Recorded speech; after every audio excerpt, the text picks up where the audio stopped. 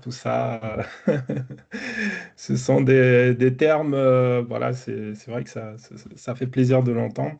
Mais voilà, j'aime toujours dire que voilà, l'expertise se construit avec beaucoup de temps, avec beaucoup d'essais-erreurs, beaucoup d'expérimentation. Et je me vois en tout cas comme un éternel étudiant. Donc le mot expert, il est un peu, voilà, il est un peu fort. Mais merci en tout cas, ça me touche beaucoup. Bon, avant peut-être de démarrer donc cette conférence, n'hésitez surtout pas à m'interrompre si jamais vous avez des questions ou même voilà, Teams, c'est bien de ce côté-là parce qu'il y a une option lever la main. N'hésitez pas à lever la main et puis comme ça on pourra voir avec Paul Célestine. Voilà, pour répondre à votre question. Si je réponds pas dans la seconde, c'est pas très grave, mais en tout cas, on me dira, peut-être au bout de 10-15 secondes, je pourrai y répondre si c'est pas trop long. Et sinon, on se gardera une session de questions-réponses de 15-20 minutes éventuellement pour pouvoir compléter cette formation. Alors, pas cette formation, ce webinaire. Alors, est-ce que tout le monde voit bien mon écran déjà? À la rigueur, mettez un pouce dans le chat si c'est bon pour vous. Ok, génial. Merci Imen, Fanny, Karine, top. Ok. Donc là, je vais passer en mode voilà, partage, en mode diapo. Hop, je vais réduire. Donc voilà, il est 21h38. On va commencer gentiment. Voilà, je me suis peut-être pas présenté, il y en a peut-être qui me connaissent pas. Je suis Amadou Fofana. Comme disait Paul Célestine, alors je fais pas mal de partages sur LinkedIn sur tous les sujets qui ont attrait aux tests logiciels et bien sûr à l'IA. Donc, ce qu'il faut savoir, c'est que voilà, j'ai à peu près une quinzaine d'années d'expérience dans le domaine du testing. Voilà, j'ai occupé tous les postes, hein, testeur débutant, test analyst, et puis par la suite, même des postes de business analyst aussi. Donc, au sein des banques, notamment en France, avec la Banque de France, BNP, Crédit Agricole, etc. J'ai plutôt une culture assez orientée bancaire, mais avec tout ce qui tourne autour de l'univers du testing. D'accord?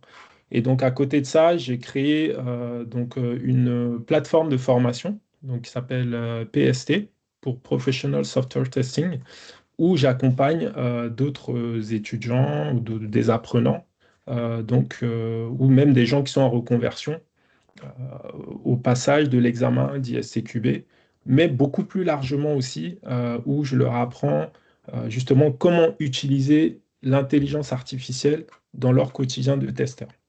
D'accord? Donc, j'ai également créé une application iOS et aussi Android pour justement accompagner ces apprenants aux différents quiz pour leur apprendre à éviter les pièges. Voilà.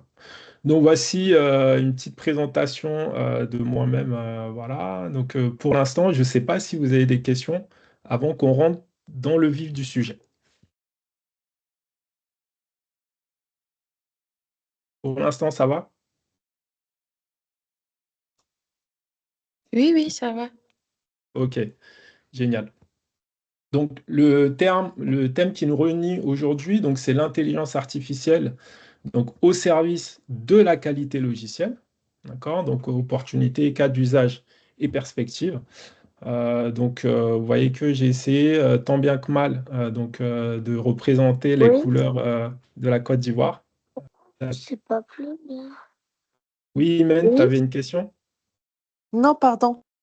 Ah, ok, pas de souci. Donc j'ai essayé de mettre les couleurs de la Côte d'Ivoire, notamment d'Abidjan.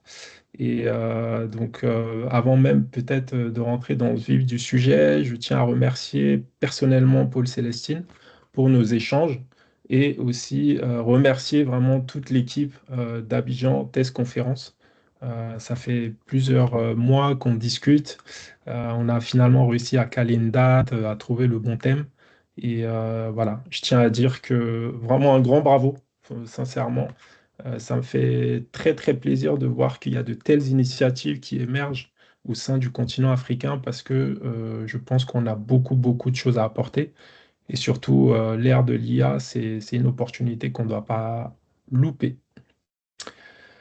Voilà. Donc, ce qu'on va voir, c'est l'intelligence artificielle au service de la qualité logicielle.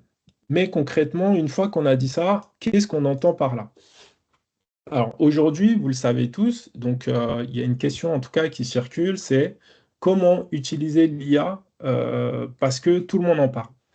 Moi-même, j'en parle beaucoup, énormément sur LinkedIn, en entretien avec des élèves. J'ai des personnes qui me contactent aussi, qui voudraient en apprendre un peu plus sur OK, Amadou, je sens que l'IA, c'est quelque chose d'important parce que tout le monde en parle. J'ai un petit peu peur de rater le train.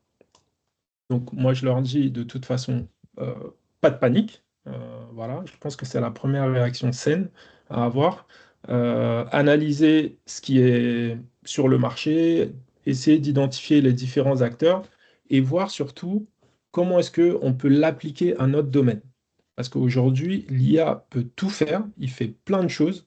Chaque semaine, ça évolue vraiment à une vitesse folle. Moi-même qui suis connecté par moment, j'ai du mal à suivre.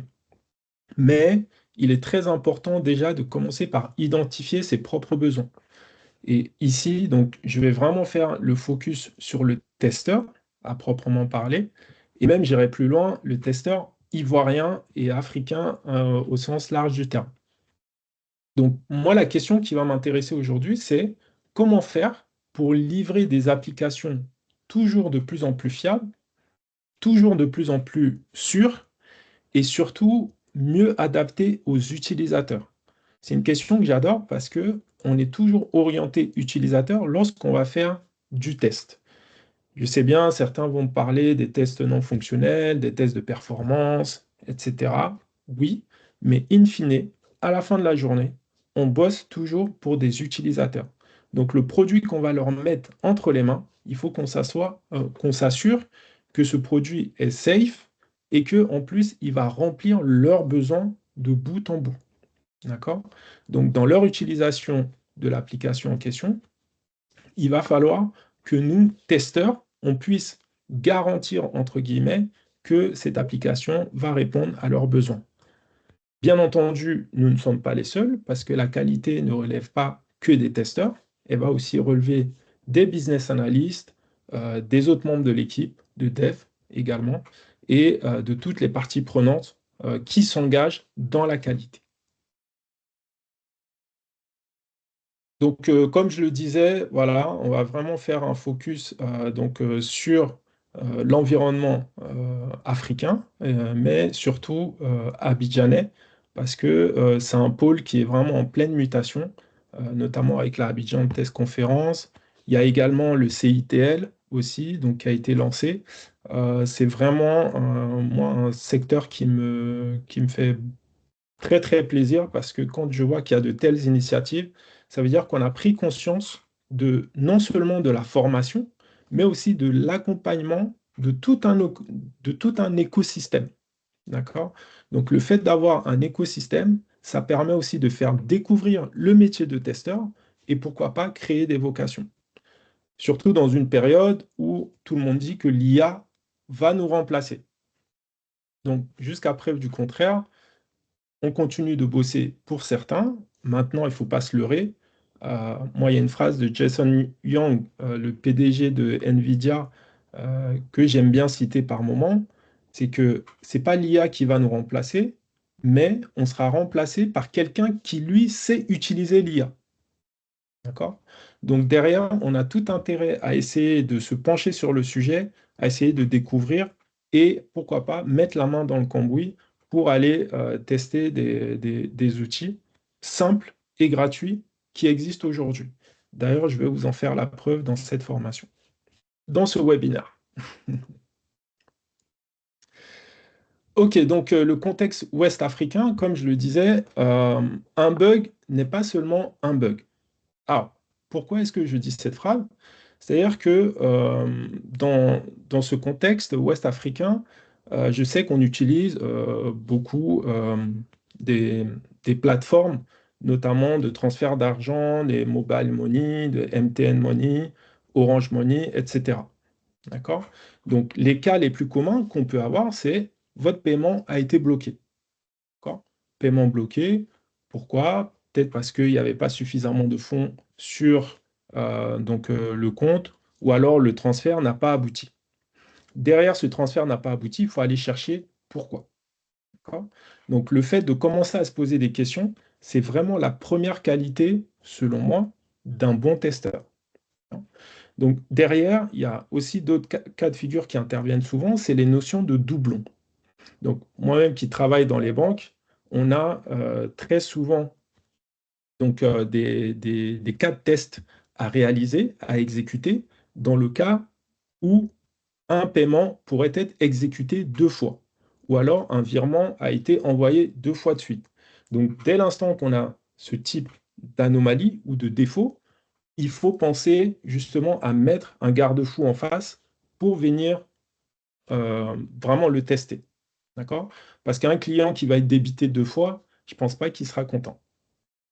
Mais aussi, on est confronté donc, dans notre univers ouest africain, pas que hein, d'ailleurs, mais aussi en Europe et en Chine et partout ailleurs, on peut avoir des zones qui sont dites des zones blanches, donc où le service va être par exemple inaccessible, où on ne va pas avoir suffisamment de réseau, typiquement, pour pouvoir assurer la communication. Ça peut être la 4G, la 5G, ou même des zones où le Wi-Fi ne marche pas très bien. D'accord? Je pense notamment à des zones qui sont reculées pour pouvoir partager, ne serait-ce que appeler. Donc, par moment, ça peut être difficile. Alors, je ne l'ai peut-être pas mentionné au tout début. Donc, je suis d'origine burkinabé, donc j'ai la double nationalité, je suis franco-burkinabé. Et donc, en fait, lorsque mes parents ils partent au Burkina et qu'ils essayent de nous appeler, typiquement, la famille, par moment, ils sont obligés de monter sur une colline pour pouvoir capter donc le réseau pour pouvoir nous appeler ou de telle sorte qu'on puisse aussi les appeler. D'accord? Donc ça, j'aime beaucoup en rire. Voilà, et j'espère qu'avec les années, c'est quelque chose qui va se développer à vitesse grand V parce que les solutions existent aujourd'hui. D'accord. Donc, pour faire face à ces bugs de paiement bloqué ou de double virement qui sont partis, ou même des problèmes de connectivité, tout ceci peut créer en fait chez l'utilisateur final une certaine frustration. Donc, ce qui va jouer sur sa confiance et derrière une confiance perdue, forcément, c'est du business que les sociétés vont perdre. D'accord? Donc, avec le risque de perdre, d'avoir une mauvaise image, tout simplement, et aussi prendre le risque de voir son client partir chez la concurrence. D'accord? Donc, le test, on a bien compris depuis de nombreuses années, ce n'est pas une option, c'est vraiment nécessaire. D'accord? Donc, j'aimerais vraiment mettre l'accent ici, donc en terminant sur ces slides, sur le fait que la qualité n'est pas un détail technique. D'accord? Ce n'est pas que technique, mais c'est surtout un enjeu économique, social et aussi humain. Donc, avec l'ensemble du tableau que je viens de dresser.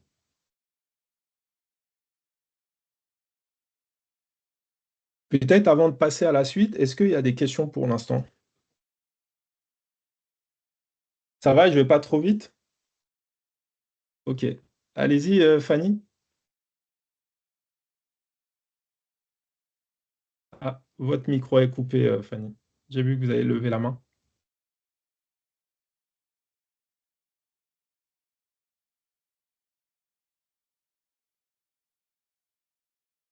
Sinon, à la rigueur, vous pouvez aussi poser votre question dans le chat et Paul Célestine me les transmettra dans la foulée. Pas de souci. Donc voilà, aujourd'hui, notre programme va s'articuler autour de 5 points. Donc les 5 points, c'est vraiment 5 idées pour aller droit au but, pour vraiment éviter le blabla. D'accord? Donc, notre terrain de jeu ici, donc j'ai mis une petite image sympa du stade Oufo-Boigny, donc, pour rester dans le thème de la Coupe du Monde. Voilà, donc notre première idée que l'on va balayer ensemble, c'est vraiment chercher à comprendre pourquoi est-ce que l'IA change notre rapport à la qualité logicielle. Donc ça, c'est le premier point. Ensuite, on va voir comment est-ce qu'elle aide les testeurs au quotidien, ou elle peut aider les testeurs au quotidien, parce que dans mon entourage, je vois que ce n'est pas tous les testeurs forcément qui utilisent l'IA. D'accord? Donc, 3 cas d'usage concret, vraiment pas plus. 3 cas où justement on va voir comment utiliser concrètement l'IA avec des outils qui sont simples, qui sont gratuits. Et enfin, je ne peux pas terminer donc ce webinaire sans vous parler également des risques qu'il faut absolument maîtriser. Parce que voilà, il y a une phrase dans Spider-Man qui dit avec de grands pouvoirs vient de grandes responsabilités. Donc là, on est vraiment dans ce cas de figure. Autant l'IA est surpuissante, elle peut faire plein de choses, mais il y a des garde-fous qu'il faudrait pouvoir mettre en place. Ok, donc Fanny nous dit, pardon, mon micro ne marchait pas. Vous parliez d'outils, je voulais savoir si vous avez une liste de ces outils. Absolument, Fanny. J'ai une liste donc dans la suite que je veux vous montrer. Donc ces outils-là que vous pourrez utiliser dès ce soir, sans problème.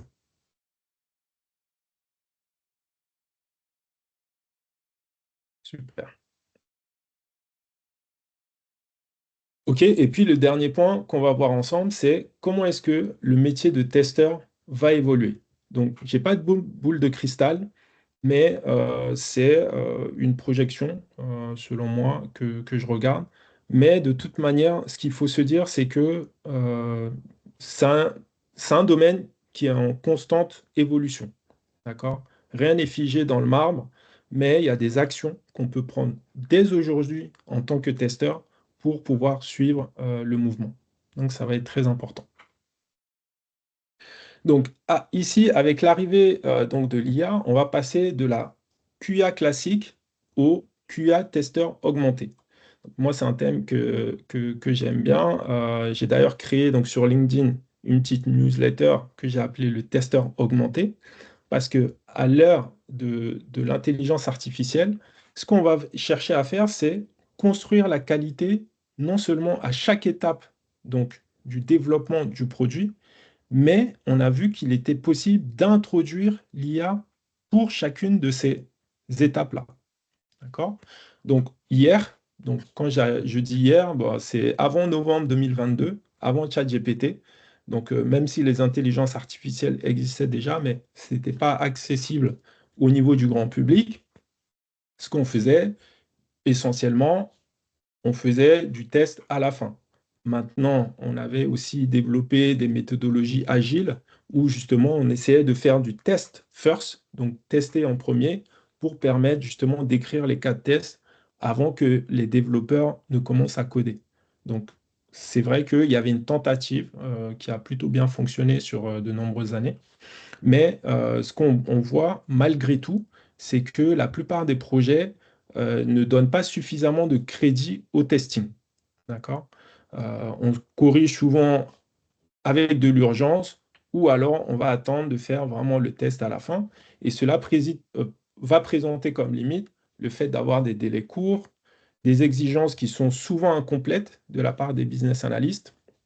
Et aussi, on voit que depuis l'avènement du mobile, les utilisateurs sont aussi de plus en plus exigeants. Ça veut dire qu'on veut tout faire depuis notre smartphone, on veut se connecter à nos espaces clients pour effectuer nous-mêmes des actions. D'accord?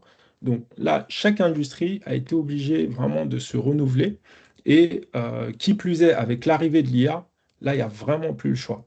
D'accord? La qualité, on ne peut plus se permettre de la vérifier à la fin parce qu'on va venir la construire à chaque étape du processus. Donc ici, ça, c'est vraiment important à noter en termes de changement de paradigme.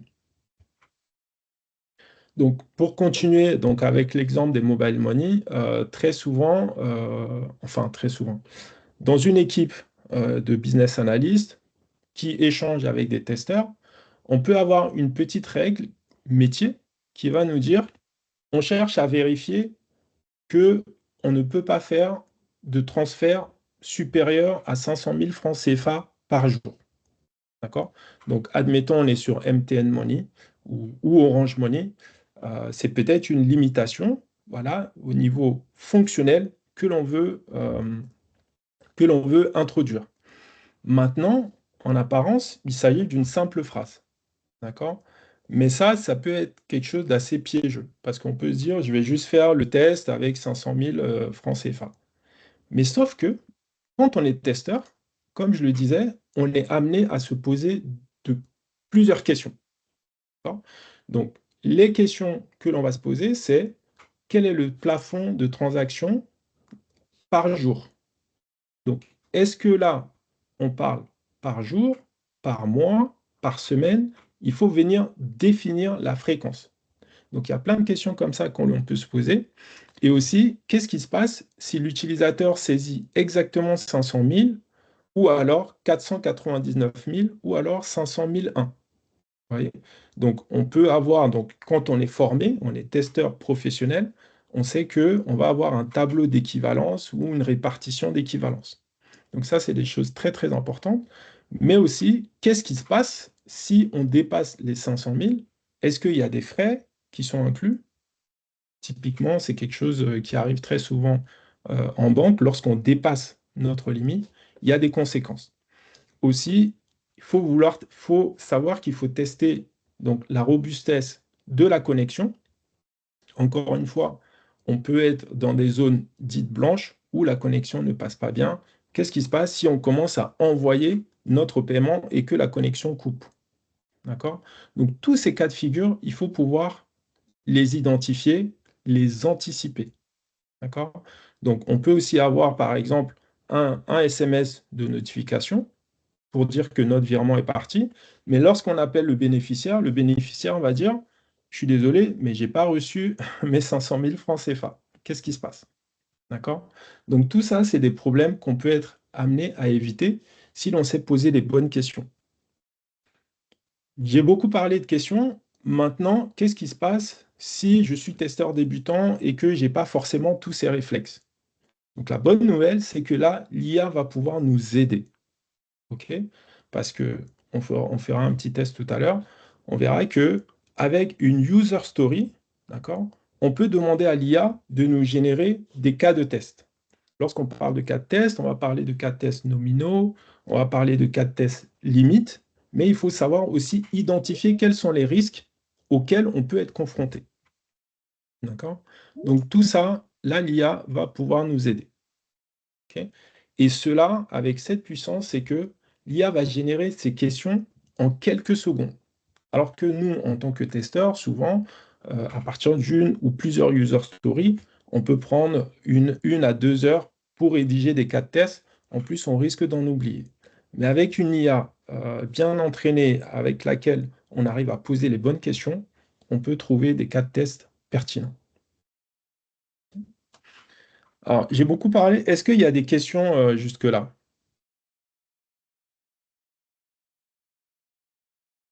Non, ça va? Ok, top. Vraiment, s'il y a un message clé donc à passer, je l'ai un peu anticipé, c'est que l'IA ne remplace pas l'expertise du testeur. Donc soyons clairs là-dessus. C'est-à-dire qu'un testeur qui est bien formé, qui a son expertise au travers de son expérience, donc en plus de l'utilisation de l'IA, donc cet expert ou ce testeur va avoir ses capacités augmentées. D'accord? En termes pas que d'analyse, donc en termes de lecture des user stories, le fait de penser à certains cas limites, même dans l'exécution des cas de test aussi. Donc ça, c'est hyper important parce que lorsque le testeur utilise l'IA, donc l'analyse des risques, typiquement, sera accélérée. Il peut aussi challenger les exigences ou même les specs fonctionnels que les business analysts vont lui envoyer. Typiquement, d'accord? Il peut et il doit aussi, en troisième position ici, contrôler les réponses de l'IA. On va voir dans la suite qu'il y a certains risques qui sont vraiment liés à l'utilisation de l'intelligence artificielle. Je pense notamment aux erreurs de raisonnement, mais aussi aux hallucinations. D'accord. Le rôle clé du testeur, lui, ça va être de décider. Moi, j'insiste toujours en formation, je dis toujours à mes apprenants, OK, Claude Code t'a généré tel ou tel script, OK, ChatGPT t'a fourni tel ou tel cas de test, mais je te demande de te forcer à le relire. Parce que quand on connaît le fonctionnement des LLM, donc LLM, Large Language Model, donc il peut y avoir justement de l'hallucination parce que leur fonctionnement les oblige à prédire le prochain token. D'accord? Et donc, cette projection-là, donc, elle leur permet en fait de donner une réponse, même si elle n'est pas vraie. Et par moment, elle peut être inventée, si on ne leur donne pas le bon contexte. Donc, vraiment attention à ça. Donc ici, maintenant, je vais vous présenter donc, 3 cas d'usage vraiment concrets qui sont directement applicables aux testeurs. Donc le premier, ça va être la notion de prompt engineering, qui parle peut-être à certains d'entre vous. Mais aussi, je vais vous montrer donc une démo donc, sur un agent IA donc, qui parle d'une user story pour produire des cas de test. Et enfin, on évoquera le chatbot local. Peut-être avant d'avancer sur ces différents cas d'usage, est-ce que pour l'instant, il y a des questions? J'ai vu que certaines personnes nous ont rejoints il y a quelques minutes, donc n'hésitez pas.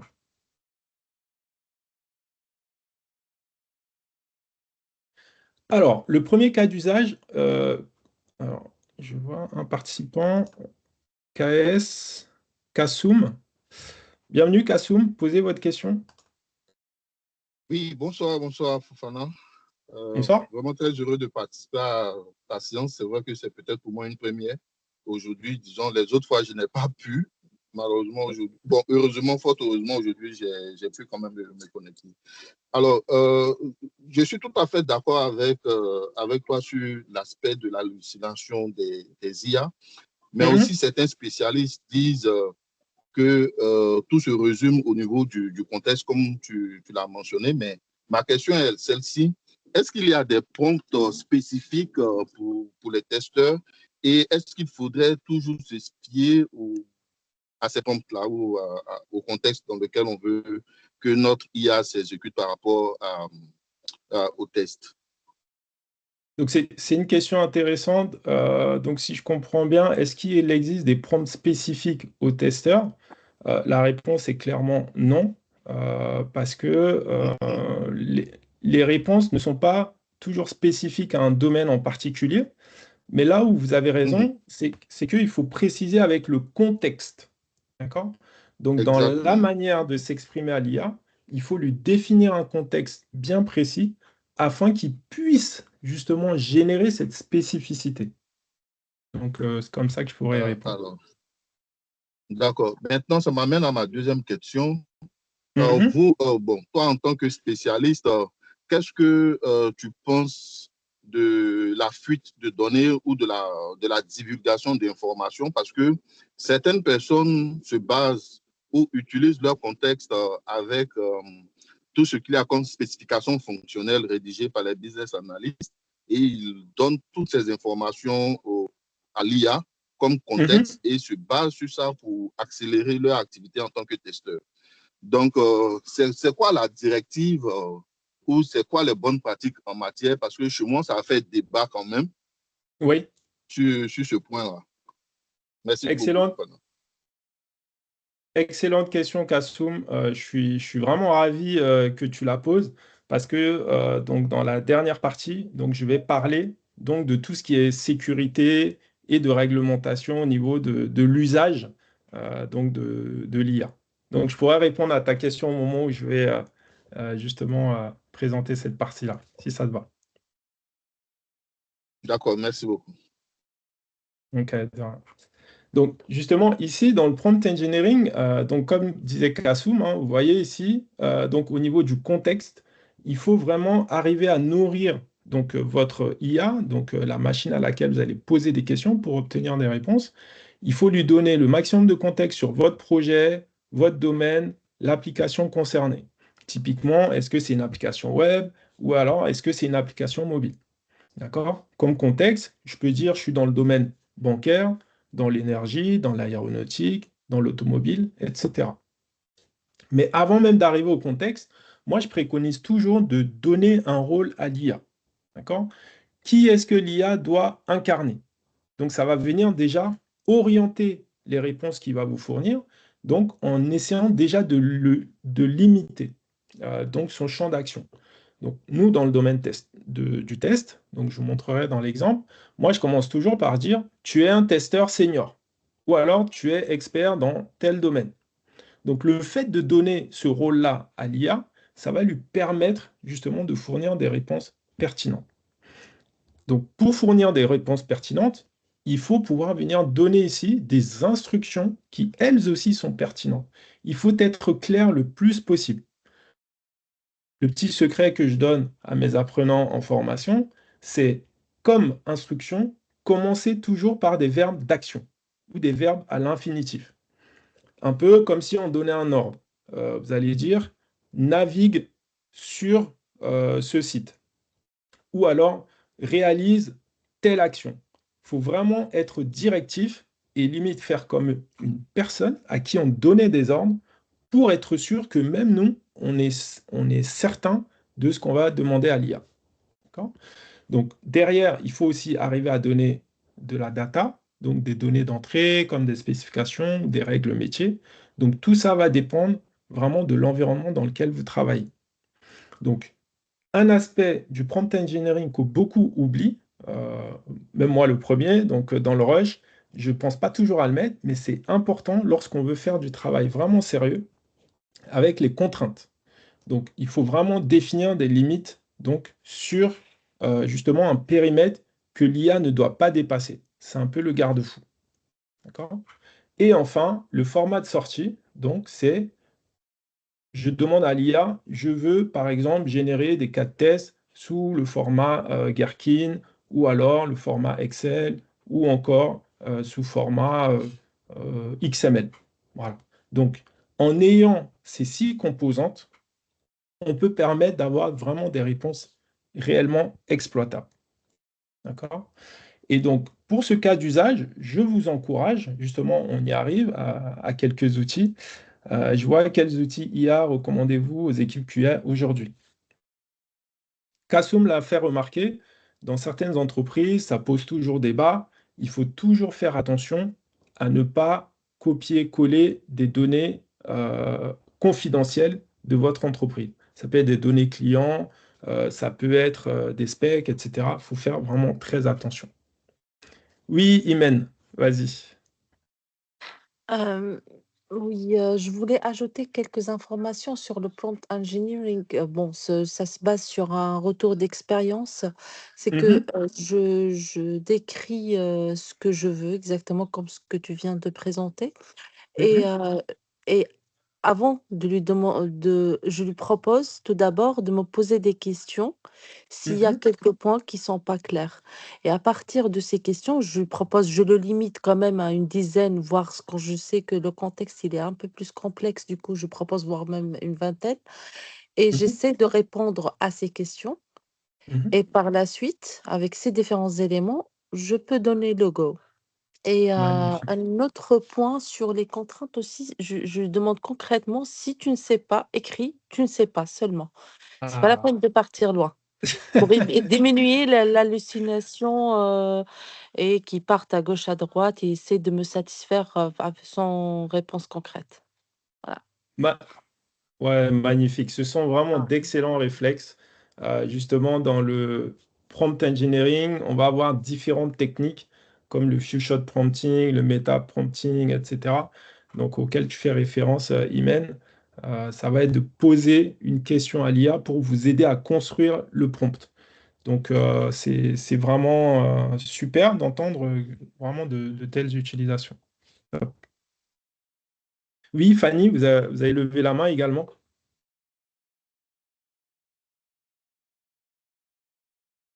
Ok.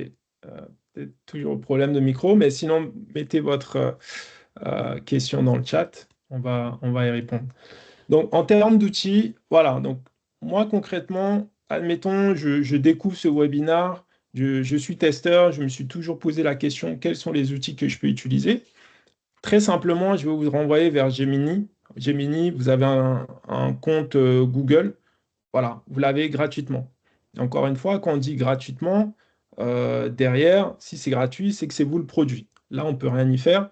Il faut accepter ou pas. C'est justement de. Aujourd'hui, je pense que tout le monde a une adresse Gmail. Derrière, il y a des conditions particulières, mais dès l'instant où on a cette adresse-là, on peut utiliser Gemini gratuitement dans la limite de l'utilisation d'un nombre de tokens bien défini. D'accord? Donc, derrière, on a bien sûr ChatGPT, peut-être le plus connu, où il y a aussi juste s'inscrire avec une adresse mail et on a une version gratuite, encore une fois, qui va être limitée à un certain nombre de requêtes, puisqu'on va consommer donc des tokens. Donc, les tokens, c'est quoi? C'est juste l'unité de base, donc qui va être euh, utilisée pour générer donc des réponses. D'accord? Donc, en règle générale, ces sociétés, par exemple comme OpenAI ou Anthropic, côté Claude, ils ont une version gratuite qui vous permet d'aller les utiliser pour découvrir les services, mais ils vous limitent assez rapidement. Mais en tant que testeur, ça peut me permettre de commencer à mettre la main dedans et à essayer de voir ce que ça donne. OK? Donc ça, c'est vraiment des modèles par abonnement pour Claude et ChatGPT, mais vous avez également des modèles open source. D'accord? Donc des modèles open source comme Mistral ou encore Llama 3. D'accord? Donc je vous montrerai comment est-ce qu'on peut faire pour utiliser ces modèles, notamment les télécharger. Donc pour compléter la question de Fanny, je demandais s'il y a des outils spécifiques aux tests logiciels. Alors, vous avez un outil comme Jira, qui comporte en son sein une IA qui s'appelle Rovo, donc R-O-V-O. En fait, Rovo va aller chercher tout le contexte sur Confluence, sur d'autres applications, mais essayer de venir arranger l'ensemble de ces informations pour produire des cas de test, analyser des résultats, etc. Après, vous allez avoir d'autres applis comme Mabel ou TestRigor, et ainsi de suite, mais qui restent vraiment des outils très, très spécifiques. Ok. Mais aujourd'hui, le webinaire va surtout tourner autour des outils d'IA générative que tout un chacun peut utiliser et l'adapter à son domaine de testeur.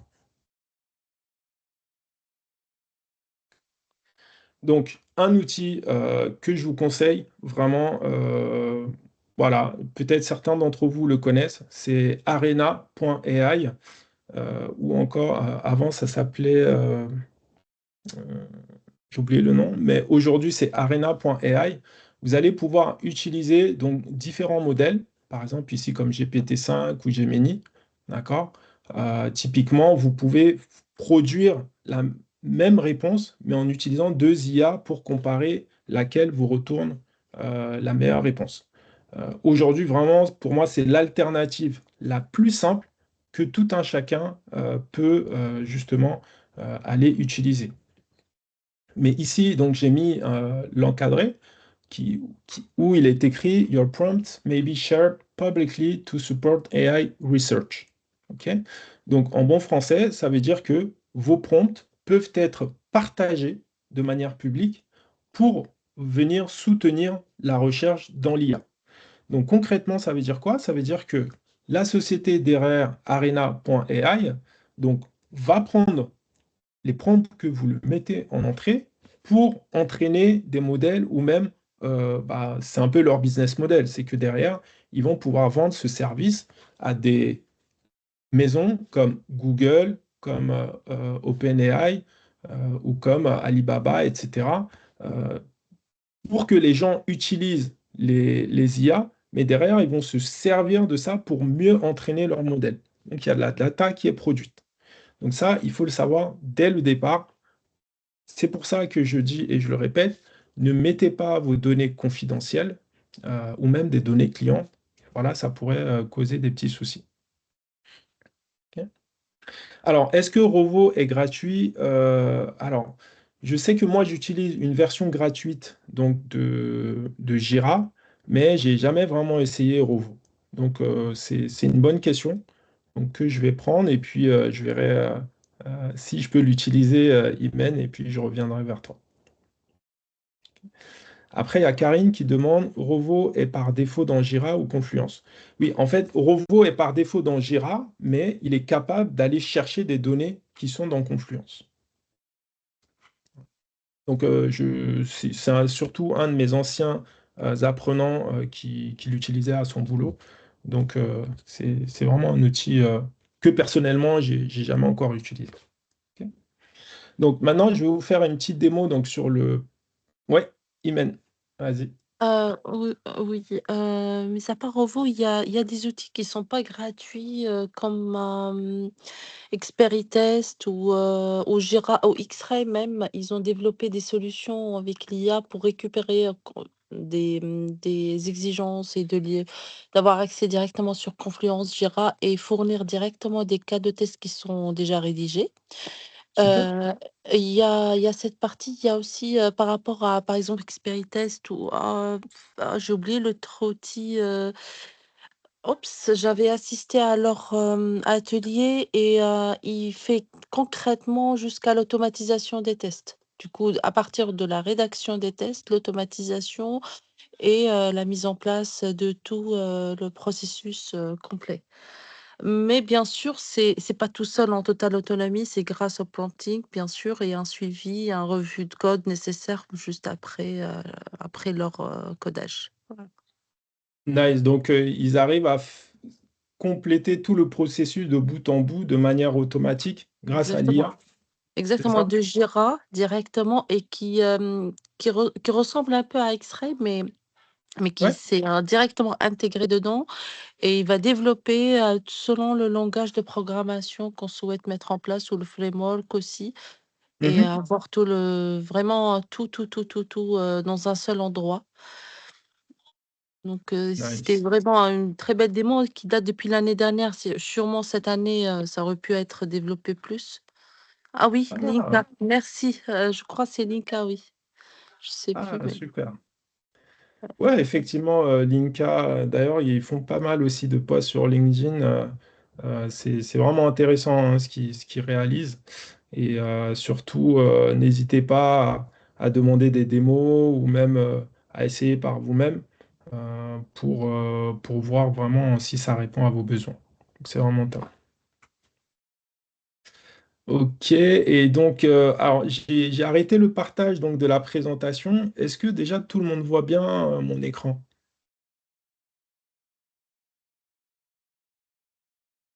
Oui, ok, super. Donc ici, vous voyez, hein, donc je suis sur arena.ai. Donc ici, donc j'ai copié-collé un prompt que j'avais préparé. Donc vous voyez, je parle du rôle, du contexte, de l'instruction, des différentes contraintes, etc., des formats de sortie. Ici, comme instruction, je vais lui demander de me générer 5 cas de tests fonctionnels et 5 cas de tests non fonctionnels. D'accord? Et de les ranger dans un tableau Markdown avec un ID, des objectifs, etc. Donc, vous voyez ici, je peux choisir donc Battle Mode ou Side by Side, par exemple, pour mettre donc ce résultat produit par deux IA différentes. Donc, si je fais Side by Side, typiquement, je peux sélectionner je sais pas, tac, tac, tac, on peut choisir ChatGPT High et on va le comparer avec Gemini 3 Flash. Donc là, c'est vraiment comme tous les chatbots que vous avez l'habitude d'utiliser. Donc j'ai un éditeur ici et puis je peux venir cliquer et je peux aussi uploader donc des images. Et derrière, bonne nouvelle, je vais vous montrer dans la suite que vous êtes capable aussi de construire des applications même si vous n'êtes pas développeur, donc, et également générer des images. Donc, pour notre exemple ici, donc, je vais donner un prompt simple, donc bien construit. Et là, vous voyez en temps réel, donc déjà, quelle IA est plus rapide à répondre. D'accord? Donc, à gauche, on a vu que GPT avait commencé à répondre avec beaucoup plus de facilité. Mais derrière, Gemini est parti en retard, mais j'ai l'impression qu'il a déjà fini. Ok. Donc, ici, en tant que QA senior, j'ai conçu des cas de tests ciblant des flux critiques, etc. Donc des cas de tests fonctionnels. Donc il en a fourni 5, non fonctionnels également. D'accord? Donc là, il mélange avec un peu d'anglais. Donc ChatGPT, voilà, pareil, cas de tests fonctionnels. Donc au format Markdown avec ID, objectif, étape, résultat attendu. Ok. Donc, vous voyez qu'en seulement quelques secondes, donc, je lui ai juste donné un prompt assez simple, c'est vrai. Donc, je lui ai juste demandé comme contexte une application bancaire mobile, d'accord, pour rester dans l'univers mobile money typiquement. Et puis, il m'a fourni donc des cas de test que je peux venir copier-coller et puis les réutiliser derrière. D'accord. Donc ça, c'est vraiment une utilisation simple, basique, que tout un chacun peut faire. Maintenant, il y a une utilisation que vous pouvez également découvrir, c'est que je suis venu, je lui avais demandé, génère-moi la maquette d'une application mobile pour transférer de l'argent. D'accord. Par exemple, j'ai utilisé un modèle de génération d'images et derrière, il m'a produit ceci. Ok. Donc, bien sûr, ce n'est pas parfait, mais tout ça pour dire que si aujourd'hui vous avez des projets ou alors vous êtes testeur, vous voulez tester des maquettes, des choses comme ça, vous pouvez venir justement avoir une idée donc, de comment on peut naviguer dans votre application et des différentes parties que vous voulez tester. D'accord. Donc, une dernière utilisation, là, j'ai utilisé un prompt qui est beaucoup plus complexe. D'accord. Donc, on n'a pas suffisamment de temps pour entrer dans toute la description. Mais là, typiquement, il s'agit en fait donc d'un dashboard que j'ai demandé à l'IA. Sans être moi-même développeur, j'ai demandé de me produire un dashboard où je peux venir filtrer par date, d'accord, sélectionner donc typiquement des modules. Et vous voyez que en fait, ce dashboard, il est vraiment interactif en fonction des choix que je vais faire. Par exemple, je peux lui demander de me sortir comme sévérité, donc quelque chose de moyen. Et à chaque fois, ça se répercute sur l'ensemble des autres résultats. Ok. Et ça, encore une fois, sans être développeur, en exprimant avec du bon prompt engineering, en langage simple, naturel, on peut avoir des choses vraiment très, très importantes. Si par exemple on est dans une équipe de test, il peut être intéressant de savoir, par exemple, qui a créé certains bugs, qui a corrigé, ou alors le bug, il est chez qui, typiquement. Ici, si je sélectionne Carole Nguyen, je vais voir que il y a, côté Carole, il y a 100% de taux de résolution au niveau des anomalies. D'accord. Et donc, ça va se répercuter partout, donc au niveau des environnements. Donc, maintenant, je peux aussi sélectionner pour tous les testeurs. Et puis là, j'aurai l'ensemble des résultats. Donc, ça, c'était vraiment la petite démo donc, sur arena.ai, donc un outil gratuit. Mais encore une fois, attention, je le remets ici. Lorsque vous utilisez, sachez que tous les prompts que vous utilisez seront partagés publiquement afin d'aider au progrès donc, de l'intelligence artificielle.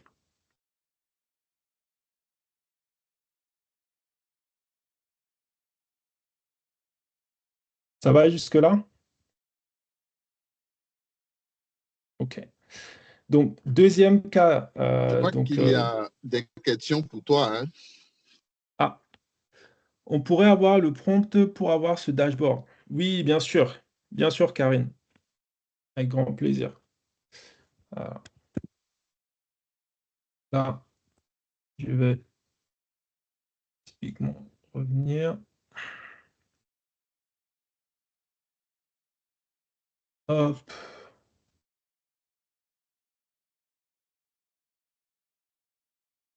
Voilà, tu peux le mettre là. Donc au début, donc vous verrez, hein, donc c'est des outils qui sont pour la plupart en anglais. Donc moi, par moment, je communique avec eux en anglais, mais typiquement, je l'avais dit de me le traduire en français. D'accord? Top. Alors, comment convaincre son entreprise d'intégrer l'IA dans son processus de test? Sincèrement, j'ai pas la réponse. J'ai pas la réponse. Parce qu'aujourd'hui, tout doit venir du management. Tant que le management ne valide pas, il ne se passe rien dans les entreprises. Mais vous, en tant que testeur, peut-être une piste de solution, ça peut être de réaliser des POC, des sortes de proof of concept, où vous montrez, bien sûr, via ChatGPT, via Claude, etc., en prenant des données anonymisées sur les potentialités que l'outil peut faire. Le meilleur moyen de convaincre quelqu'un, c'est de lui montrer que ça va lui apporter de la valeur. D'accord? Vous, en tant que testeur, vous apportez de la valeur tous les jours. Et l'utilisation de l'IA en apportant de la valeur, euh, vous allez réussir, entre guillemets, ce n'est pas toujours garanti, mais dans cet apport de valeur, vous allez encore, en tout cas, le montrer. D'accord? Vous montrez que en quelques secondes, avec un bon prompt bien ficelé, on peut rédiger des cas de thèse, définir des scripts, faire de l'automatisation, ainsi de suite, sans être vraiment trop technique. Donc, je ne sais pas si ça répond à la question. Donc, Fanny me demande, en version payante, ces outils protègent-ils nos données? Alors, excellente question. En fait, il y a une option, donc sur chacun des outils, que vous pouvez aller désactiver. C'est-à-dire que dans les paramètres, par exemple de ChatGPT, il y a un paramètre de sécurité où vous allez décocher pour que justement vos prompts, donc toutes les requêtes que vous allez faire, n'aillent pas sur les serveurs d'OpenAI qui va les aider à entraîner ChatGPT. D'accord? Donc, il faut avoir ce réflexe-là de le désactiver, mais par défaut, il est activé. Donc, voilà.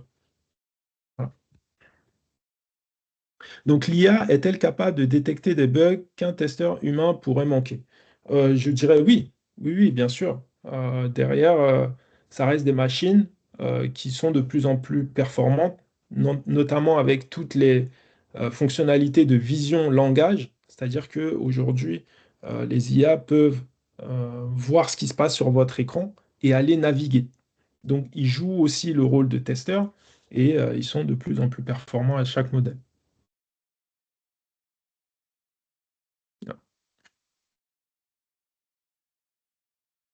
Ok, top. Deuxième cas d'usage, rapidement. Donc ici, je vais vous parler donc d'un agent IA. Donc voilà, je sais que c'est un thème qui plaît beaucoup. Donc c'est un agent IA donc, qui va vous aider à rédiger des cas de test en automatique. D'accord? Donc l'objectif, par exemple, c'est de donner à l'agent une user story sous le format Gherkin, par exemple, étant donné que je veux faire une action, alors j'ai un résultat. D'accord. J'ai pris un exemple simple ici. En tant qu'utilisateur avec des identifiants valides, je veux me connecter afin d'accéder à mon compte Mobile Money. C'est un exemple. Donc, ce que l'agent peut proposer et doit proposer, c'est qu'il doit vous donner des cas de test avec des identifiants valides ou invalides, des cas où le compte est bloqué, des mauvais mots de passe, ainsi de suite. Plutôt que de vous en parler, je pense que je vais vous faire la démo directement. OK? Alors, je vais réduire ça. Je vais le copier ici. Parce qu'en utilisant cette IA, il y a un avant et un après. D'accord? Donc, l'avant, typiquement, vous avez juste une user story. Voilà, en tant qu'utilisateur, je veux alors. Donc, ça, c'est quelque chose qu'on connaît.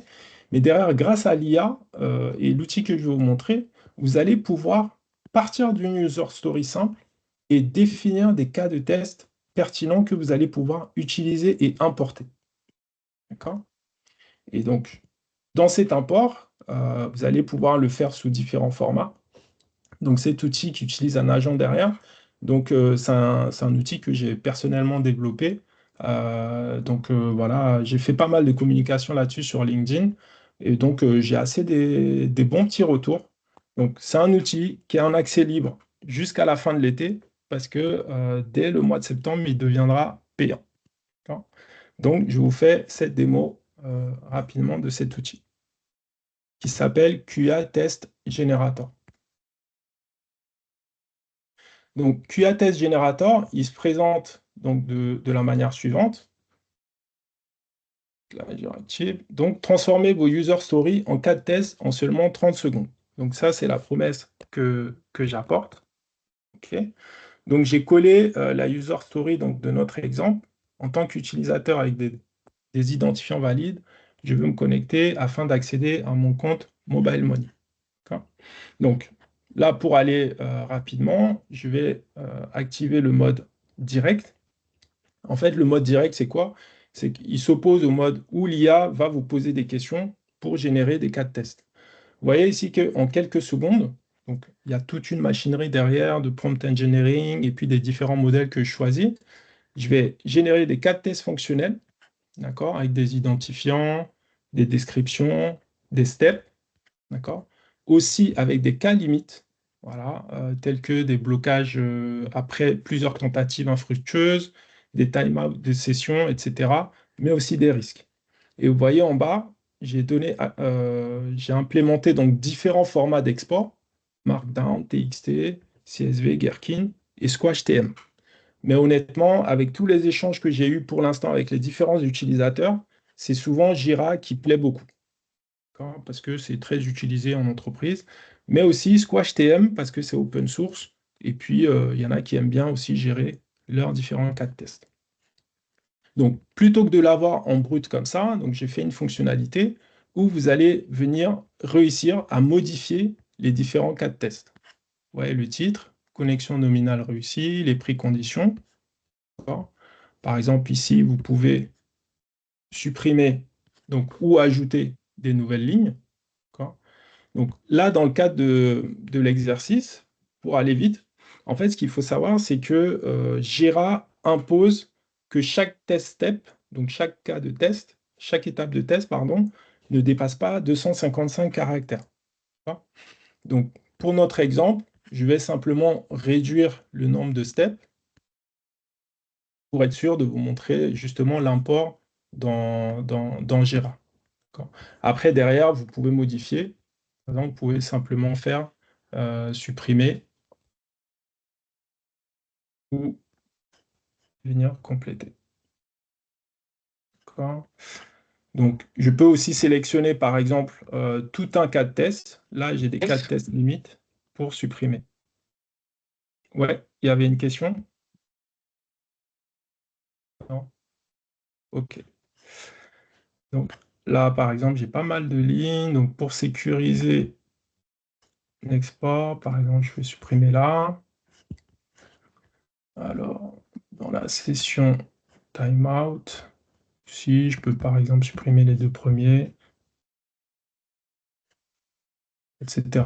Vous voyez ici comme données de test, si jamais vous avez vos données, vous pouvez les rentrer. Par exemple, comme identifiant, je peux venir dire adresse mail amadoukat@msn.com. Comme mot de passe. Donc tout ça, c'est fictif, hein. Je peux mettre AZERTY et mettre des caractères spéciaux. Okay. Donc, une fois, par exemple, disons que donc j'ai modifié l'ensemble des cas de test, comme je le voulais, je peux aussi venir définir les priorités, donc les modifier ici, à chaque fois. Donc, une fois que j'ai tout ça, l'exemple que je vais vous montrer, c'est par exemple un export via CSV. D'accord? Cet export CSV, à quoi est-ce qu'il ressemble? Je vais vous l'ouvrir ici. Donc, vous voyez que ça correspond exactement au test que l'outil QA Test Generator a généré. Donc, vous allez avoir les test case ID, les summaries, une vraie description. Donc, avec, par exemple, vous voyez dans le test case numéro 3, j'avais modifié comme données de test Amadoukat avec le mot de passe AZERTY, etc. OK. Donc, souvent, ce qu'on peut faire, c'est partir en fait donc de ce fichier-là pour chercher à importer les différents cas de test. Alors dans le cas de test 5, ça risque de bloquer. Donc je vais juste revenir ici dans le 5 pour essayer de réduire ici. Typiquement. Hop. Je vais le régénérer.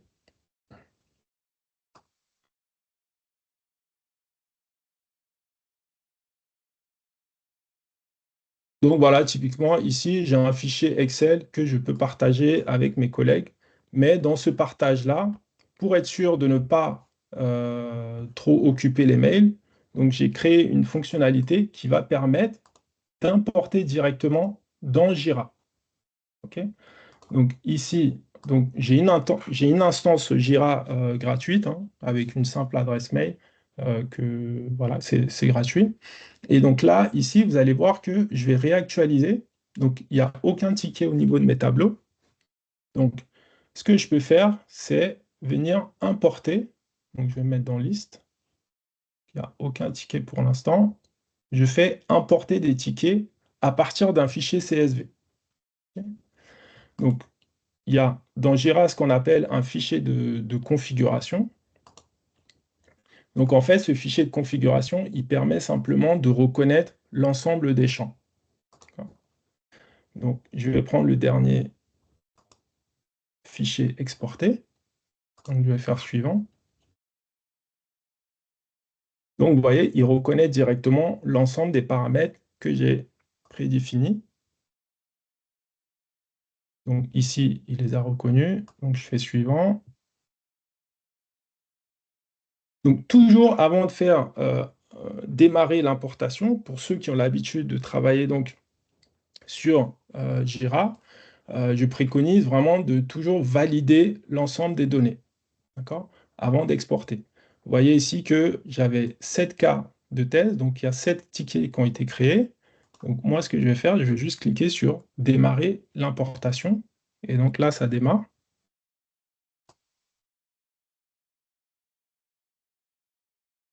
OK. Donc 7 tickets importés, vérifier les tickets.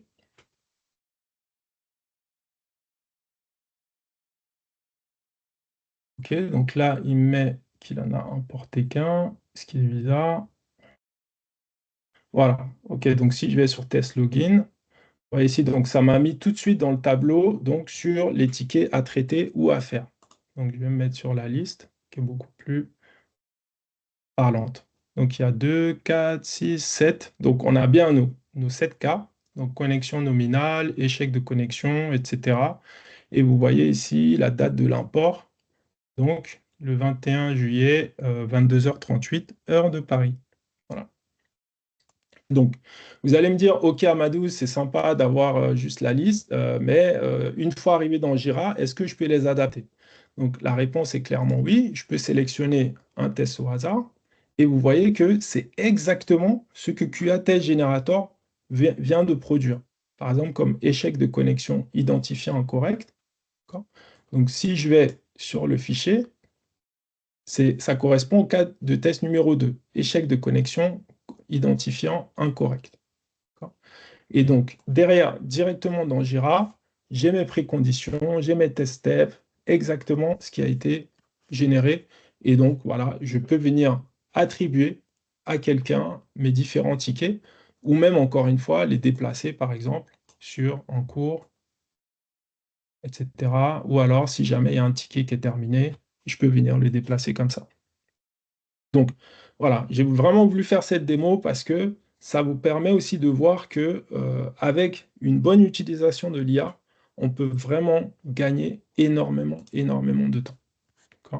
Donc là, je vous ai juste fait la démo avec CSV, donc pour aller dans Jira, mais vous pouvez aussi avoir donc, le fichier SquashTM.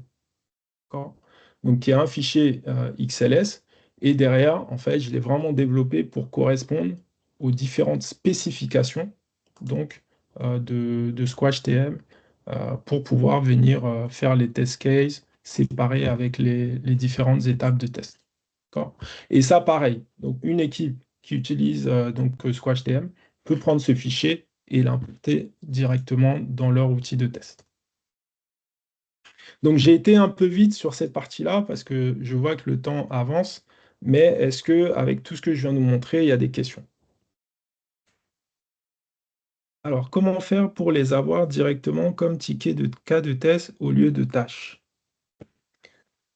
Alors dans Jira, en fait, lorsqu'on dit ticket, mais en fait, c'est des tâches, mais en même temps, c'est des cas de test.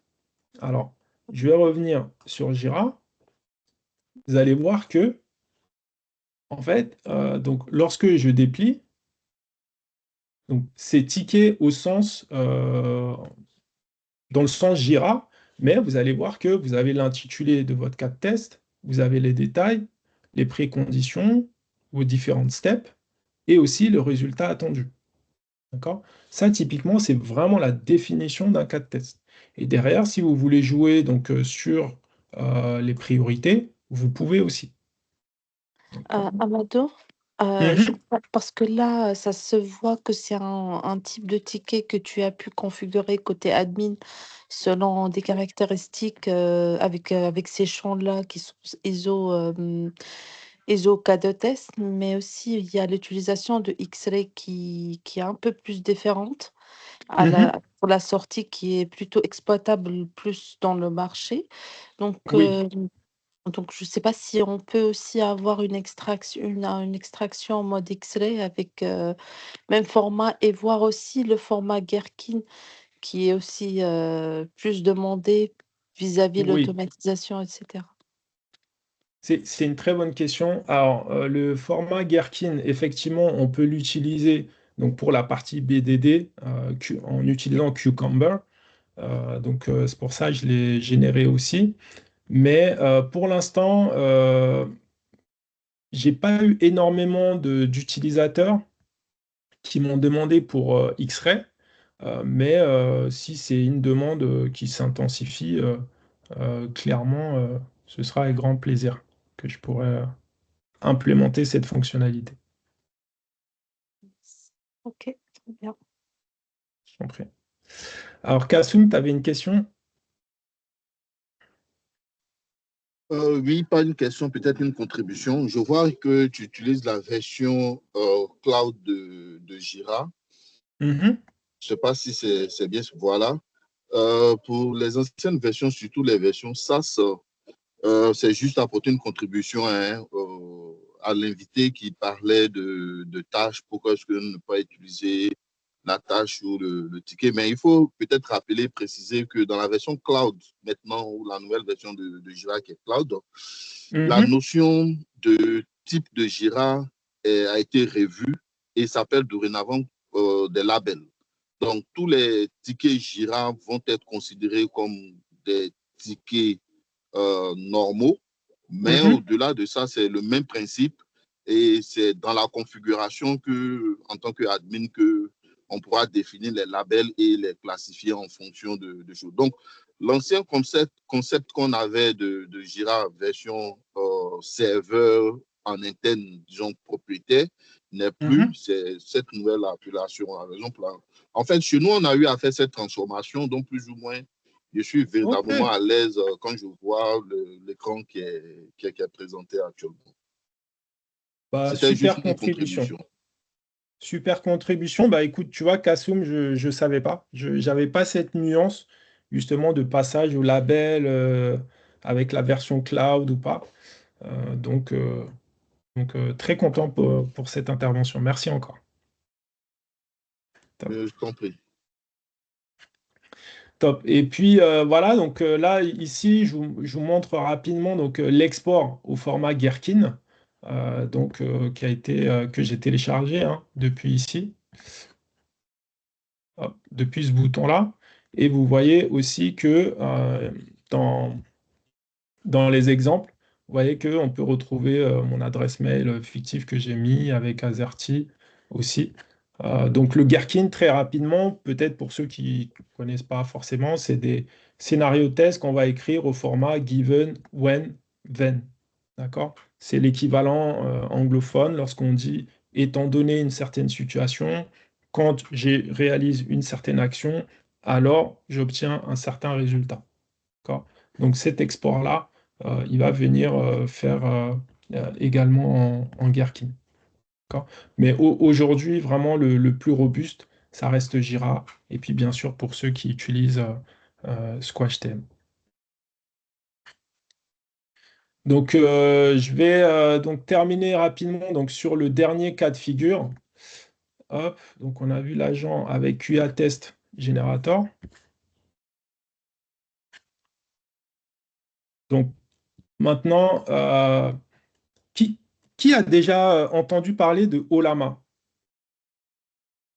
Peut-être dans le chat, mettez juste +1 ou levez la main. OK. Fanny, Armel. OK, génial. Peut-être quelqu'un, Karine aussi, top.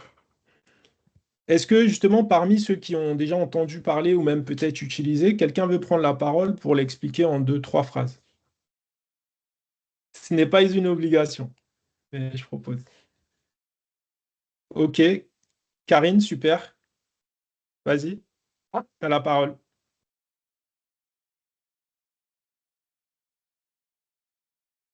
Alors, ton micro est coupé. OK, c'est pas grave, ça fait rien. Alors, Olama, concrètement, moi j'aime bien faire la petite blague que vous voyez ici. C'est assez proche de Barack Obama, mais en fait, ça n'a rien à voir. Donc, Olama, il faut le voir un peu comme un container donc, qui va vous permettre d'utiliser différents modèles IA open source. D'accord? Open source, ça veut dire quoi? Ça veut dire que ce sont des modèles qui sont ouverts au public, que tout un chacun peut télécharger, l'installer sur sa machine, le modifier comme il veut. D'accord? Après, sans rentrer dans les particularités en termes de licence, mais pour la grande majorité des modèles open source, il est tout à fait possible de pouvoir télécharger ces modèles d'IA sur nos machines, les utiliser voilà, avec différents modèles pour répondre à nos propres besoins.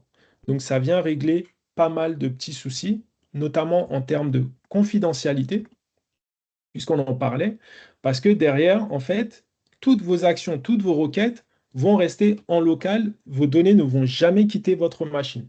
Donc ça, c'est vraiment cool. Et en termes de confidentialité, donc il y a une notion qui s'appelle le Shadow AI. Pour faire simple, le Shadow AI, c'est lorsque un employé utilise les données de l'entreprise dans un chatbot public, par exemple, et partage ces données sans que son employeur soit au courant. Donc ça, c'est très, très dangereux. Et à l'ère de l'IA, c'est vraiment quelque chose qui est commun.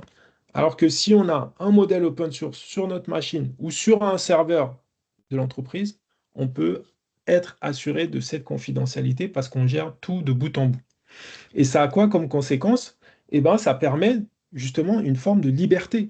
Parce qu'on peut choisir le modèle open source qu'on veut, que ce soit français avec Mistral, asiatique avec Kimi ou Qwen, ou bien sûr nos amis américains, ChatGPT et les autres, ou Llama 3 encore. On peut l'utiliser vraiment sans quota ni coût de token. Donc je répète cette phrase qui est très importante.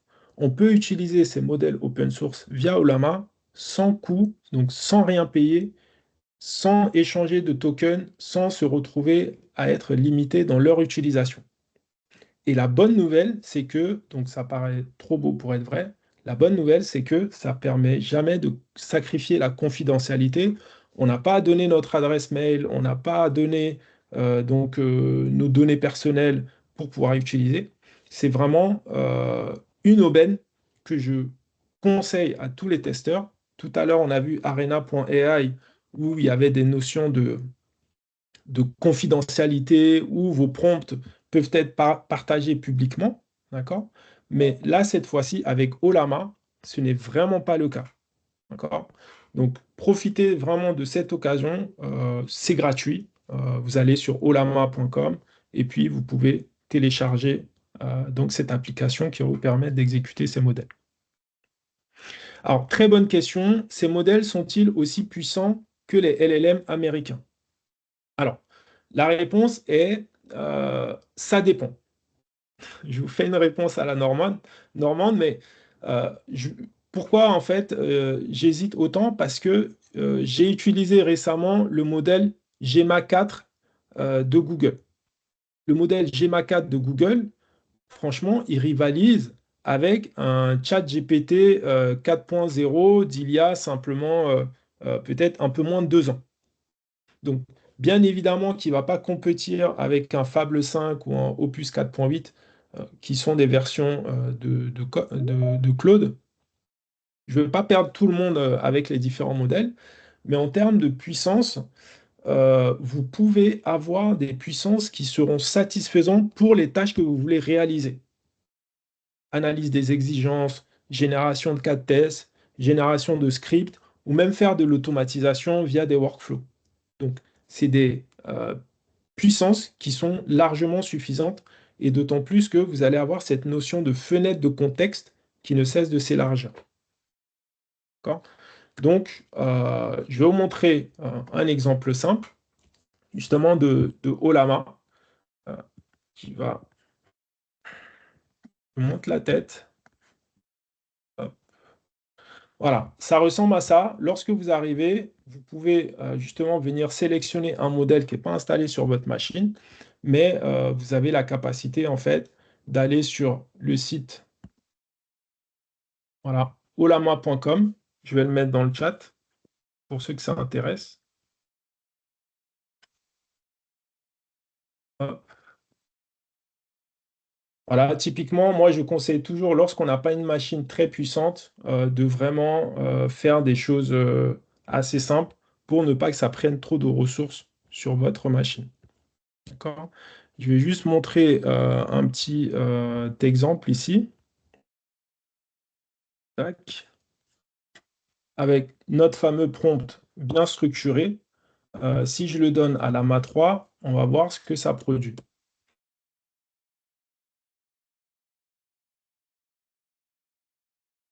Vous voyez, on parlait de puissance tout à l'heure. C'est vrai que ce ne sera pas aussi puissant que les tout derniers modèles, mais vous voyez que c'est quand même assez rapide et ça fait plutôt le boulot. D'accord? Donc les 4 tests fonctionnels, il a bien mis dans un tableau Markdown, comme on lui a demandé. Donc non fonctionnel également. Je peux même lui dire, à partir de ces cas de test, génère euh, le script Cypress correspondant.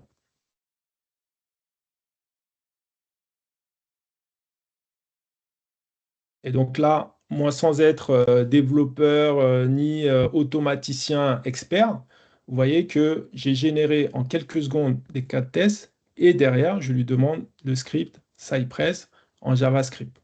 D'accord? Encore une fois, warning, il faut toujours relire, il faut avoir cette compétence aussi technique qui est indéniable pour venir vérifier que ce que l'IA vous donne ici, ce n'est pas de l'hallucination et que ce n'est pas des soucis. D'accord? Donc voilà. Kassoum, je vois que tu as une question. Vas-y, je t'en prie. Oui. Vraiment, je suis très édifié déjà même par ta connaissance et puis par ce que tu es en train de montrer là. Peut-être un additif, c'est d'expliquer un peu ce que fait Cypress pour nous autres, les profanes, entre guillemets. Ok, ouais, excellente question. Alors, Cypress, ça va être un framework d'automatisation comme Selenium ou Playwright. D'accord? Donc, en fait, habituellement, ce sont des frameworks, donc c'est un ensemble de bibliothèques techniques que les automaticiens de tests vont utiliser pour automatiser les tests, c'est-à-dire sans qu'il y ait forcément un testeur manuel derrière. Donc, c'est des tests répétitifs qu'on va réaliser. Je pense notamment aux tests de non-régression qui sont assez rébarbatifs. Plutôt que de les refaire tous les jours à la main, on va venir automatiser toute une séquence pour pouvoir les lancer selon une fréquence qu'on a définie. Est-ce que ça répond à ta question? Oui, effectivement, parce que là, l'IA apporte véritablement un gain non seulement dans la construction même des cas de test et leur génération, mais également aussi dans la confirmation et le traitement de ces cas de test là via l'édition de Cypress ou autres outils d'automatisation. Vraiment, avec tout ce cas-là, on voit véritablement qu'il y a un apport. Le gros challenge pour nous, ça serait maintenant au niveau de la hiérarchie, comment les faire valider, comment est-ce que les amener, les pousser également aussi à l'utilisation de l'IA, tout en gardant aussi du coin de l'œil la gouvernance des données en fait. et de la propriété, parce que une fois qu'on expose nos spécifications, voilà, c'est tout le cœur qu'on a exposé via Internet. Mm. Je vais essayer en tout cas au Lama, Ouais. voir et si effectivement on ne saurait pas aussi confirmer que les données ne sont pas publiées à l'extérieur. Mais comme je le sais et tu le sais aussi, rien n'est gratuit sur Internet, donc il y aura forcément une contrepartie, quel que soit l'outil qu'on utilise. Alors là, vraiment, je vais me mouiller, Kassoum. C'est purement gratuit parce que c'est des modèles D'accord. que les acteurs en question viennent mettre ici. Pour la simple bonne raison, tu vois ici, j'ai GMA4, le modèle de Google, j'ai Qwen. C'est-à-dire que face à la course à l'AGI, donc l'intelligence artificielle générale, les Chinois partagent énormément de données gratuitement, mais derrière, quand vous allez sur leur plateforme, là, effectivement, on ne garantit pas la sécurité de vos données. Mais lorsque vous prenez ces modèles et que vous installez sur votre machine, là, clairement, vous pouvez couper Internet, aucune connexion, vraiment, vos données restent purement et simplement sur votre machine ici. Ça, Ok, il y a je des vais essayer. chercheurs aussi qui l'utilisent et tout. Ça marche. Merci beaucoup, Euh, Fofana. je t'en prie. Vas-y, Imen, tu avais une question. 2 points plutôt. Mhm. Par rapport à ce que Kassoum demande, c'est intéressant et je Oui. confirme même avis, même si je connais pas l'outil Olama, parce Mhm. que par exemple je prends l'exemple sur l'automatisation ou chez le développeur, donc quand il va installer des bibliothèques, qui va Oui, l'exploiter sur son code, sans avoir besoin d'accéder à internet. Parce qu'il y a des contributeurs, volontaires c'est pour ça. améliorer le développement. Par exemple, le Java, on retrouve des évolutions sur Java et c'est gratuit. Donc, on l'utilise Absolument. sans aucune contrepartie, comme Linux, etc. Donc, l'objectif, c'est de Merci. laisser la main par rapport à l'innovation des outillages. Et le deuxième point qui me semble, pardon Amadou, juste Non, un non, je petit t'en point prie. avant de chercher à demander à l'IA de rédiger les scripts, comme ce Mhm. que tu avais montré au début, le prompt engineering, de telle sorte on va cadrer au mieux les cas et avoir des cas de test exploitables par la suite. Tout à C'est fait. de définir, pareil, un prompt qui va, exposer la stratégie, qui va expliquer qu'est-ce qu'on souhaite exactement. S'il y aura plusieurs tests à automatiser comme dans ton cas, c'est bien de préciser le lien entre l'ensemble et les dépendances et quelles sont les contraintes et comment tu vois les choses pour comme ça, il peut vraiment te fournir un script, qui sera maintenable à long terme et exploitable surtout. Donc, toujours réfléchir à la partie analyse, conception et par la suite, on va lui donner la main pour développer. Le même Magnifique. Ouais. process. Justement, on voit en tout cas, Imen, ton expertise au travers même de tes interventions. Merci. Effectivement, il y a toute cette phase d'analyse que j'ai pas évoquée avant de venir produire comme ça des scripts ou alors des cas de test pour qu'on aille développer.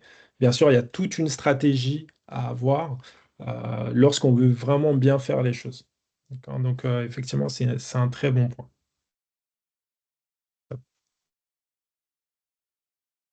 Donc là, je termine rapidement donc sur les risques. Effectivement, les risques d'hallucination, le shadow AI, j'en ai parlé un peu, les données personnelles aussi. Donc on va vraiment en parler maintenant, même si on a commencé un petit peu. Donc à la fin de ce webinaire, sûrement Paul Célestine vous enverra les slides. Vous prendrez peut-être le temps de les lire. Mais très simplement, une hallucination, c'est quoi? C'est lorsque l'IA vous donne une réponse avec assurance. D'accord. Vous allez lui poser par exemple la question quelle est la capitale de la France? Il va vous répondre Paris. Si vous faites le test, tu lui dis mais non, c'est Berlin. Il est tenté de vous dire ah oui, mais c'est vrai, tu as raison.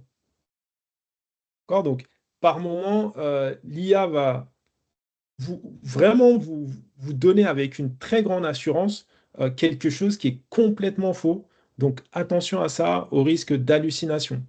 Bien entendu, moi par exemple dans ma formation, donc sur l'ISCQB et GenAI, j'encourage toujours les apprenants justement à utiliser certaines techniques qui vont venir réduire ces types d'hallucinations. On l'a vu avec le prompt engineering, mais il n'y a pas que ça. Il y a d'autres termes comme le context engineering, on peut jouer sur la température, on peut jouer sur le seed, on peut jouer sur plein de choses pour essayer de réduire l'hallucination. Donc maintenant, la question des données personnelles, je sais que c'est quelque chose donc, qui est très important, donc je vais prendre quelques minutes pour en parler ici. Donc, on a différents domaines tels que la santé, la banque, les services publics. Donc, il faut vraiment une prudence maximale. OK? Donc, le cas le plus typique, c'est la médecine, où on va dealer avec des noms du patient, on va faire des diagnostics, des analyses, il y a l'historique médical, il y a les numéros de téléphone, les adresses. Donc ça, attention, lorsqu'on utilise l'IA, il faut toujours penser à anonymiser les données. D'accord? Je vais le répéter, vraiment, il faut anonymiser les données lorsque vous utilisez les outils gratuits comme Arena AI ou même ChatGPT ou même Claude.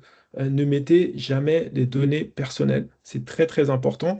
Donc, au niveau de l'environnement africain, donc, je ne sais pas ce qui est développé, mais je sais que côté européen, il y a une notion de RGPD et il y a aussi l'AI Act. D'accord? Aux États-Unis, il y a le NIST. Bref, donc, toutes ces zones se sont prémunies avec des réglementations à respecter. Sinon, on s'expose tout simplement à des sanctions. Donc, attention à ça. L'innovation ne doit jamais se faire au détriment de la confiance. Donc, ça, c'est vachement important. Maintenant, une question qui m'a été posée, c'est Amadou, c'est bien gentil de nous parler d'IA, mais concrètement, que doit maîtriser le testeur ivoirien de demain? Je vais modifier cette question en deux endroits. Je vais dire que doit maîtriser le testeur, tout court, qu'il soit africain, européen, asiatique, etc., d'aujourd'hui. Parce que c'est aujourd'hui qu'on va construire demain. Demain, c'est trop tard. Aujourd'hui, il faut vraiment s'y mettre. Je vous ai montré des outils gratuits. Allez-y, ne mettez simplement pas vos données personnelles. Jouez avec ces outils, faites des tests. Euh, voilà, Olama, c'est vraiment un très bon moyen pour tester des modèles gratuits qui restent sur votre machine. D'accord? Donc, vous pouvez utiliser ça. Maintenant, pour accélérer aussi la génération des cas de tests, donc moi, j'ai développé QA Test Generator, donc je ne conserve aucune donnée. Pour l'instant, c'est vraiment gratuit jusqu'à la fin de l'été. À partir de septembre, il y aura des abonnements parce que justement, il y a des banques, j'ai été approché par des banques qui sont intéressées pour utiliser cet outil. Et donc, peut-être il y aura d'autres partenariats avec d'autres acteurs. Oui, Kassoum. Peut-être une doléance pour ta solution. Pourquoi ne pas nous permettre, nous qui sommes présents là, de bénéficier à vie? À vie. Non, juste pour rire. En tout cas, c'est réussi. félicitations. Ok, merci. En tout cas, allô, merci Amadou. On tire vraiment vers la fin de notre webinaire. J'ai tenu à ce que tu termines.